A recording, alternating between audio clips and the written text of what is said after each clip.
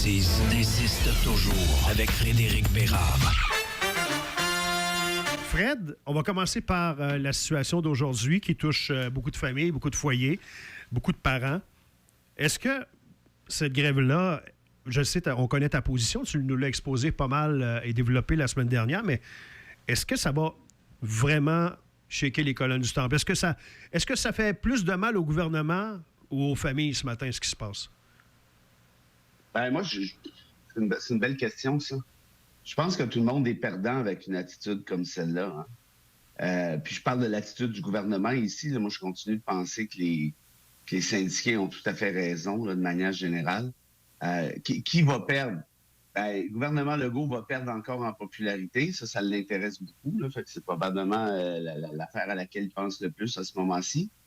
Les syndiqués, bien évidemment, il n'y a personne qui aime tant ça faire la grève. En tout cas, de ceux que je connaisse. Aller piqueter, manquer des jours de travail avec un salaire qui est moindre aussi, évidemment. Il n'y a personne qui s'y plaît avec.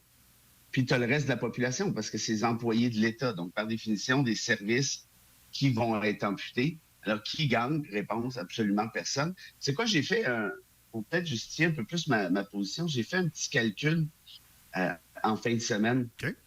Sais-tu à combien l'augmente? Sais-tu quel est le taux d'inflation depuis 2021 au Québec uniquement? Pas ailleurs au Canada, juste au Québec. 9? Je suis dans le champ. Si tu cumules 21, 22 et 23 jusqu'en novembre 2023, on arrive à ni plus ni moins 15 d'augmentation. 15? OK.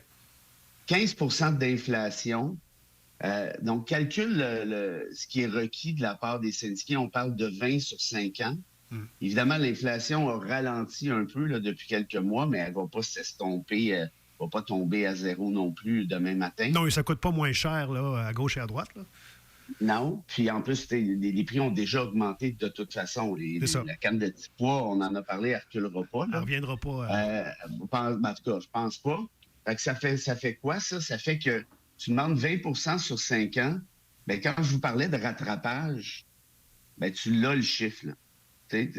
Même si demain matin, là, François Legault donnait 20 aux syndiqués d'augmentation, ni plus ni moins, là, ça serait à peine un petit peu plus que l'inflation des 3 dernières années. Puis là, je te parle même pas de 2020, 2019, 2018, où il y en a eu un peu, là, c'était pas énorme, mais il y en avait quand même. Mais ça, Fred, on est tous d'accord, je pense, et la population, d'ailleurs, semble derrière les gens qui grèvent aujourd'hui. C'est plus au niveau du geste. Est-ce que le geste de grève, c'est encore pertinent? Est-ce que ça fait encore mal au gouvernement un 2 heures? Parce que là, à 10h30, l'école va recommencer aujourd'hui. Là. Ça change pas grand-chose, là, tu sais.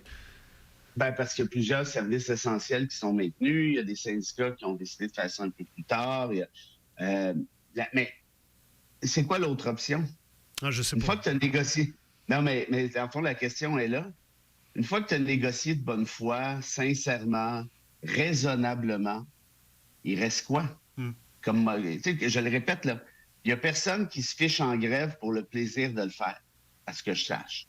Personne qui aime ça. Puis par ailleurs, c'est drôle, hein, parce que j'ai parlé à pas mal de monde dans les derniers jours, notamment des profs, qui te disent, profs au primaire, profs au secondaire, profs au cégep, surtout primaire, secondaire, qui te disent ceci. C'est pas tant l'argent qui nous intéresse, c'est pas tant l'augmentation salariale, mais c'est d'avoir des ressources pour pouvoir travailler intelligemment.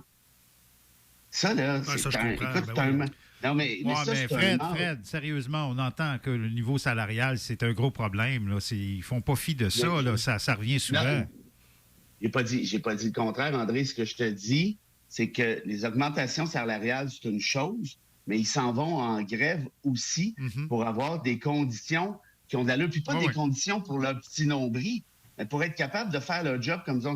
Je vais te raconter une anecdote qui me semble assez pertinente. T'en jugeras. Vendredi soir, il y a une prof, on avait un souper avec des amis, il y a une prof qui me raconte, elle est prof dans l'Ouest Island, à Pierrefonds, si je ne fais pas erreur. C'est pas une prof, en fait, c'est une orthopédagogue, donc c'est une spécialiste. Ça, il en manque. Ça, il en manque beaucoup. Bon. Là, il y a une prof de 6e année qui a pété les plombs, bye-bye, elle est partie en burn-out, comme il y en a plein d'autres. Alors là, la direction a dit à cette fille-là, elle dit, ben là, tu vas aller enseigner dans les cours de sixième année. Tu vas prendre le job de Madame X. Tu vas donner la classe, OK. Mais là, elle dit, OK, je comprends, mais moi, là, j'ai déjà, mon cartable, il est plein de cas à problème. Une orthopédagogue, là, je veux dire, ça travaille à temps plein. C'est toute l'école, c'est les élèves de... Il n'y en a pas trop, là. Il en manque déjà. Puis elle a genre des vingtaines de plans d'intervention. Puis elle m'expliquait ça. Écoute, ça a l'air d'être une sacrée tour de Babel. Et là, la direction, il a dit, ben, on aime mieux que les élèves en difficulté n'aient plus de ressources que de faire en sorte que la majorité n'ait plus de profs. Mm-hmm. On est rendu au Québec en 2023. Fait que là, elle est allée, bon, qu'est-ce que tu veux qu'à faire? C'est OK, elle laisse tomber les élèves en difficulté. Et mieux que ça, écoute bien celle-là, à 6h30, 7h, 7h30 le matin, sais-tu ce qu'elle fait, cette fille-là? Depuis la semaine passée? Elle a été désignée comme brigadière. Oh. Fait que c'est elle qui fait traverser les étudiants, les avec élèves qui arrivent en autobus avec la Resta. La petite pancarte. C'est une orthopédagogue. Ouais. Puis elle n'a même pas payé pour ça. Puis là, j'ai dit, mais là, quoi, t'es-tu obligé? Ben, elle dit, ben, un peu, ouais. Fait qu'elle dit, là, je fais la brigadière. Au début, c'est drôle. Mais là, à un moment donné, c'est parce que, pas tout à fait, elle n'a pas tapé 4-5 ans d'université. Puis, je dis ça en tout respect des brigadiers, des brigadières. Oh, mais c'est pas pour ça que tu as étudié. Là, à chacun sa job. Ben oui, à chacun ça. Donc, on est rendu là. Là, sans compter les boss qui manquent, les ci, les ça. Mais c'est parce que c'est une catastrophe. Donc, parmi les revendications, puis là, je parle strictement des profs, et des profs au sens très, très large, je parle du domaine d'éducation. Il n'y a pas juste, André, une question salariale. Non, c'est clair, c'est une négociation de 5 ans, mais ça reste que c'est au cœur du litige. Là. Ça commence par le salaire. On ne parle pas d'autre chose avant ça. Là. Ça vient comme complément, mais c'est le salaire là, qui va faire foi de tout. Là. Moi, de ce que j'ai compris, puis là, évidemment, je peux me tromper, puis je n'ai pas parlé à tout le monde, mais si Québec offrait des ressources intelligentes, probablement que il y en a certains qui passeraient peut-être, évidemment, c'est même pas une augmentation, c'est un rattrapage salarial, comme j'expliquais, mais ça faciliterait, disons, les discussions. Ouais, sauf que le gouvernement, il ne pondra pas 500 spécialistes demain matin. Alors, on n'est pas plus avancé là, à ce niveau-là. Ben non, je comprends, mais c'est parce que tu peux avoir des engagements sur des ressources financières, tu peux avoir des plans de match pour former davantage d'orthopédagogues, justement, ou former des brigadiers, je ne sais pas, moi. C'est pas moi qui est ministre de l'Éducation.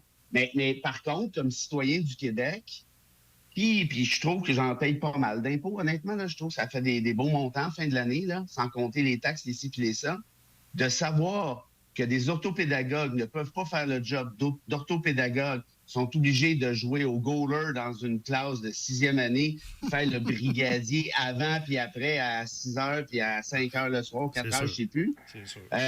J'ai comme l'impression qu'il y a quelqu'un qui me niaise avec mon argent. Oui, notre investissement n'est pas tout à fait à bonne place. Ben, je sais pas, là. Tu sais, je dis pas que c'est facile, là, comme job, mais ceux qui disent, ben là, c'est la faute des libéraux, ben attends une minute, là. Parce que ça fait 5 ans que la CAQ est là. À un moment donné, ça ne sera pas toujours la faute des libéraux, là. Il va falloir assumer un petit peu. Voilà. Bien. Merci, Fred.